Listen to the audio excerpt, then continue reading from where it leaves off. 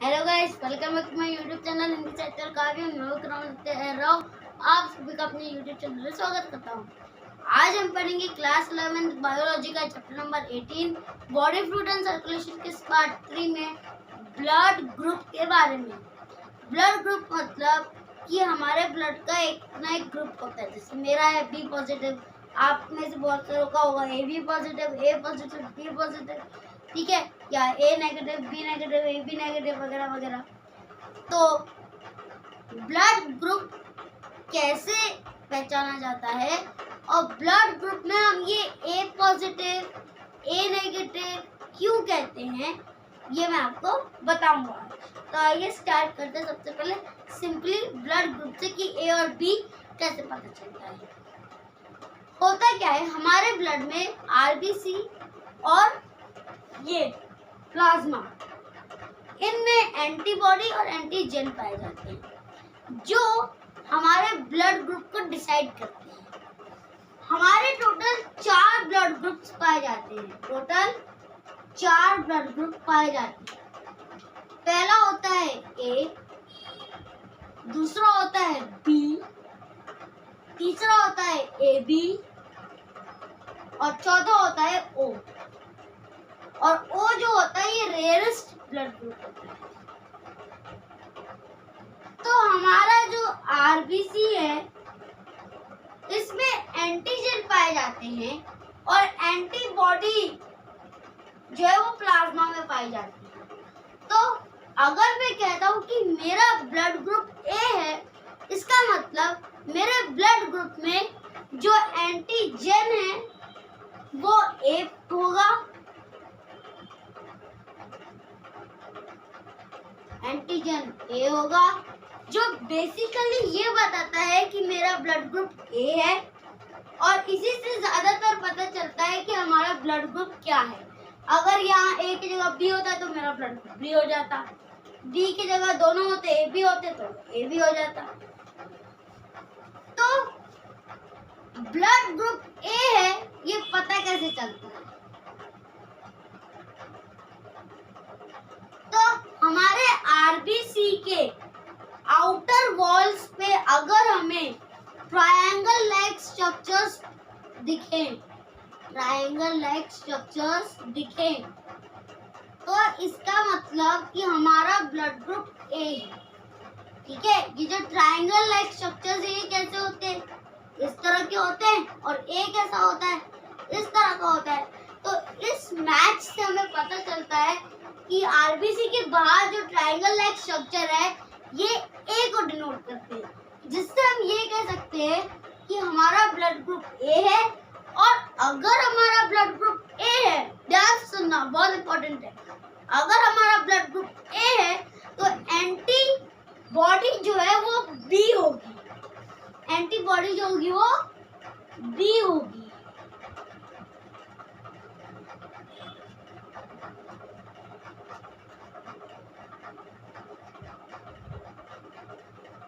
Antibody जो होगी वो बी होगी।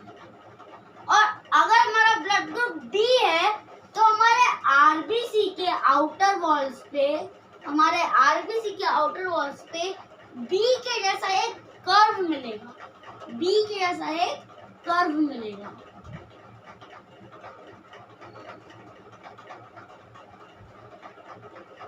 इस तरह से हमें कर्व मिलेगा। इसका मतलब कि हमारा जो ब्लड ग्रुप है वो बी है। अब ये ब्लड ग्रुप डी है तो इसमें जो एंटीबॉडी पाई जाएगी, एंटीबॉडी वो ए होगी। क्या होगी,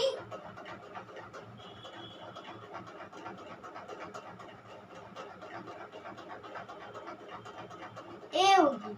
और अगर हमारा ब्लड ग्रुप ए है तो उसमें एंटीबॉडी क्या होगी, बी होगी।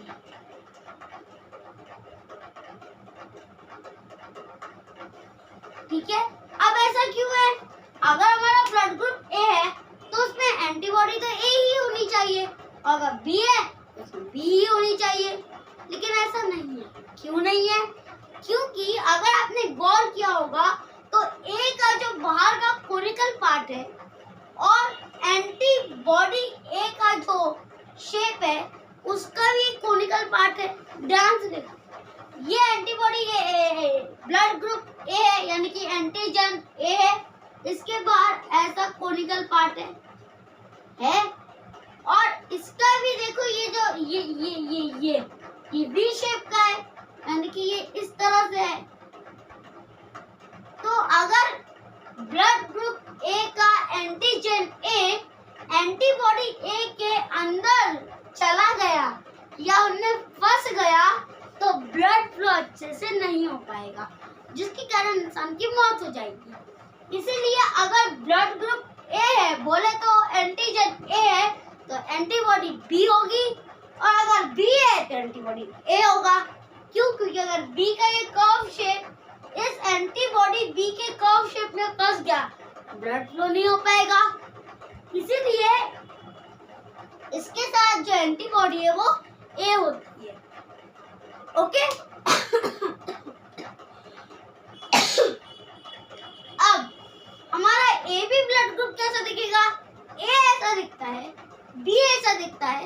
इसका मतलब ए बी में ये ट्रायंगल भी होगा और एक कर्व भी होगा। बिल्कुल सही।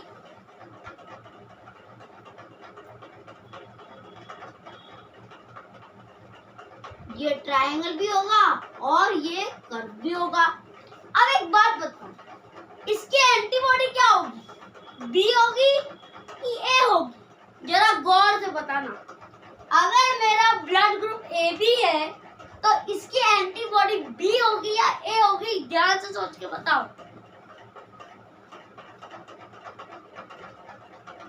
चलो, जितनों ने कहा एक भी नहीं होगी, चलो जितनों ने भी कहा एक भी नहीं होगी वो लोग साइड हो जाओ। जितनों ने भी कहा ए होगी वो लोग साइड हो जाओ। जितनों ने कहा बी होगी वो लोग साइड हो जाओ, और जितनों ने कहा दोनों होगी वो भी साइड हो जाओ। अब जितनों ने भी कहा ए होगी या बी होगी या दोनों होगी वो सब गलत है, और जिसने कहा कि कोई भी नहीं होगी वो सही है। क्यों? क्योंकि अगर एंटीबॉडी बी हुई तो इसमें तो बी के जैसा कर्व भी है, वो इसमें फंस जाएगा। अगर एंटीबॉडी ए हुआ तो इसका कोनिकल पार्ट इसके कोनिकल पार्ट में धंस जाएगा। मतलब ये कि ये जो एंटीबॉडी है ये क्या करती है? बॉडी को प्रोटेक्ट करती है। अपन ने WBC में पढ़ा था एंटीबॉडी पाई जाती है ना? वो यही एंटीबॉडी है जो जर्म्स के प्रति हमें सतर्क करती है, हमारे बॉडी के अंदर अलर्टनेस लाती है कि जर्म्स अंडर हो चुके। तो अगर AB में एंटीबॉडी नहीं है, इसका मतलब ये जो AB वाले ब्लड ग्रुप के लोग हैं, जितना भी लोगों का ब्लड ग्रुप ए है, ए बी है, सॉरी दोनों है, ए बी है, वो डेफिनेटली अगर अपने मान लो एवरेज मान लो महीने में सिर्फ 2 बार बीमार पड़ते हैं, तो ये लोग महीने में 4 बार बीमार पड़ेंगे। क्यों? क्योंकि इनके अंदर एंटीबॉडी है ही नहीं। एंटीबॉडी ही नहीं होगी तो डिजीज के खिलाफ अलर्टनेस ही नहीं पता चलेगा, जिसके कारण डिजीज अंडर हो जाएगी, सबको खत्म कर देगी, बीमार पड़ जाओगे और फिर चलता रहेगा। इसीलिए इसके अंदर ए बी के अंदर किसी भी टाइप की एंटीबॉडी नहीं पाई जाती। ठीक है अब ओ की बात करते हैं। ओ ब्लड ग्रुप में क्या होता है कि जो आरबीसी है उसके बाहर किसी भी टाइप का स्ट्रक्चर प्रेजेंट नहीं होता, ये बिल्कुल प्लेन होता है।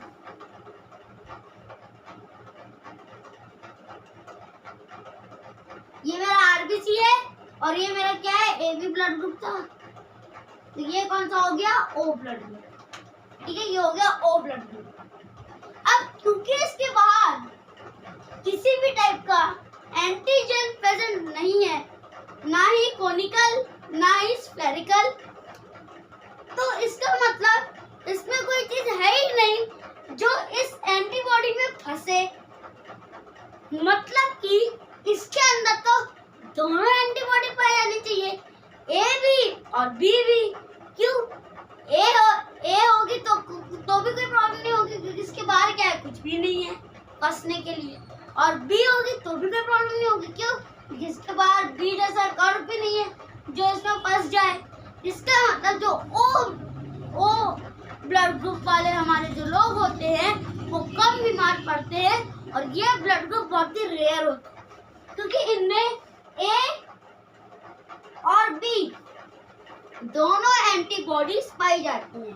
तो इसमें ए और बी दोनों एंटीबॉडी पाई जाएगी और ए बी में एक भी नहीं पाई जाएगी। ठीक है, ये एक बेसिक आपको नॉलेज हो गया है इसका ब्लड ग्रुप का। ब्लड ग्रुपिंग कैसे होती है? ए है तो एंटीजन ए के जैसे बाहर होगा कोनिकल, एंटीबॉडी बी होगी। बी ब्लड ग्रुप है तो एंटीबॉडी ए होगा। ए भी ब्लड ग्रुप है तो कोई एंटीबॉडी नहीं होगी, जिसके कारण ये वाले ब्लड ग्रुप के लोग ज्यादा बीमार पड़ेंगे क्योंकि एंटीबॉडी ही डिजीज से लड़ती है। और ए बी जो होगा वो ओ वाले ब्लड ग्रुप में जरूर प्रेजेंट होगा। ठीक है और इसीलिए ये वाला जो ब्लड ग्रुप है ये बहुत ही रेयर कैटेगरी में होता है। अब रिसर्च फैक्टर क्या होता है जान लेते हैं जल्दी से।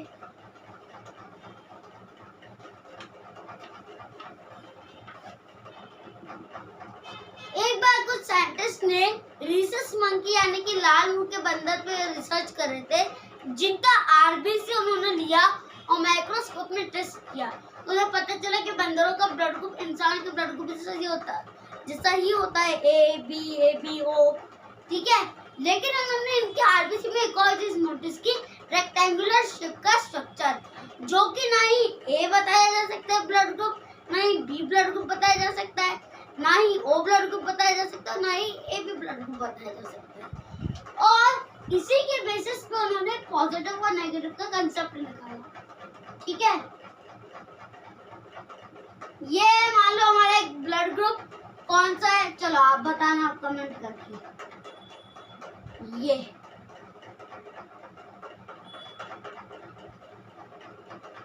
बताओ ये कौन सा ब्लड ग्रुप है? ए, वेरी गुड। एक और ए बना लेते हैं। ये कौन सा ब्लड ग्रुप है? O, very good. एक और ओ बना लेते हैं। ये कौन सा ब्लड ग्रुप है? B, very good. एक और भी बना लेते हैं और फिर ए भी तो बन ही जाएगा। ठीक है, अब इन्होंने क्या नोटिस किया कि इनके आरबीसी के बाहर ए बी ब्लड ग्रुप तो प्रेजेंट है, उसके साथ एक रेक्टेंगुलर शेप का स्ट्रक्चर भी प्रेजेंट है, जिसके बेसिस पे ये लोग बताते हैं कि हमारा ब्लड पॉजिटिव है या नेगेटिव ब्लड ग्रुप है, ए पॉजिटिव है या ए नेगेटिव है। और बायोलॉजी में पॉजिटिव का मतलब है कि वो चीज उस इंसान में या उस चीज में प्रेजेंट है, और नेगेटिव मतलब वो चीज उसमें प्रेजेंट नहीं है। जैसे अगर मान लो कोई इंसान कोविड पॉजिटिव निकला, मतलब उसमें कोविड है, और मान लो कोविड नेगेटिव निकला, मतलब उसको कोविड नहीं है। तो जिसमें भी ये रेक्टेंगुलर स्ट्रक्चर पाया गया, इसका मतलब वो चीज है। तो ए वाले ब्लड ग्रुप में ये चीज पाई गई, ए ब्लड ग्रुप में ये रेक्टेंगुलर पाया भी गया और नहीं भी पाया गया, तो जिसके कारण ए पॉजिटिव ब्लड ग्रुप भी होता है और ए नेगेटिव भी होता है। ओ ब्लड ग्रुप में भी ये पाया गया, अगर ये है तो ओ पॉजिटिव और नहीं है तो ओ नेगेटिव। बी में अगर है तो बी पॉजिटिव, और अगर बी में नहीं है तो बी नेगेटिव। सेम ऐसे ही ए बी के लिए भी बन जाएगा, अगर ए बी में है तो पॉजिटिव, नहीं है तो नेगेटिव। और इसीलिए ब्लड डोनेट करते समय अगर किसी का ब्लड ग्रुप ए पॉजिटिव है तो उसी इंसान का ब्लड ट्रांसफ्यूज किया जाता है, या कह सकते हो डोनेट किया जाता है, जिसका ब्लड ग्रुप ए पॉजिटिव ही हो। नहीं तो अगर मान लो मेरा ब्लड ग्रुप मेरा नहीं किसी और का ब्लड ग्रुप ए पॉजिटिव है और मुझे गलती से ए नेगेटिव का ब्लड ग्रुप चढ़ा दिया, तो उस इंसान की मौत हो जाएगी। और ऐसा भी मौत हो सकती है कि मान लो मेरा ब्लड ग्रुप ए है तो आपने बी पॉजिटिव का चढ़ा दिया, भी मौत हो सकती है। लेकिन ये जो हमारा ओ ब्लड ग्रुप है, ओ ब्लड ग्रुप जो है वो ए और बी दोनों में चढ़ाया जा सकता है, क्योंकि इसका उन दोनों पे कोई भी ज्यादा इफेक्ट नहीं देखा गया है। इसलिए ओ ब्लड ग्रुप के लोगों को यूनिवर्सल डोनर माना गया है, यानी कि ये लोग अपना ब्लड किसी भी ब्लड ग्रुप को, चाहे ए हो, बी हो, ए बी हो, उसे डोनेट कर सकते हैं। लेकिन जो ए बी ब्लड ग्रुप है वो सिर्फ रिसीवर है, वो ए ब्लड ग्रुप का भी ब्लड ले सकता है और बी का भी ब्लड ले सकता है। ए बी जो है वो यूनिवर्सल डोनर नहीं, यूनिवर्सल रिसीवर है, जिसे ए का भी ब्लड चढ़ाया जा सकता है और बी का भी, क्योंकि ए बी में ए भी प्रेजेंट है और कर्व बी भी प्रेजेंट है। आई होप आप ब्लड ग्रुपिंग समझ गए होंगे। मिलेंगे नेक्स्ट वीडियो में विद न्यू टॉपिक। ये था इसका पार्ट 3। तब तक के लिए stay safe, stay healthy, bye. और वीडियो अच्छी लगी तो लाइक करो, शेयर करो, सब्सक्राइब करो, कमेंट करके बताओ कि टॉपिक समझ में आया है नहीं। Thank you, have a nice day. Om Sai Ram.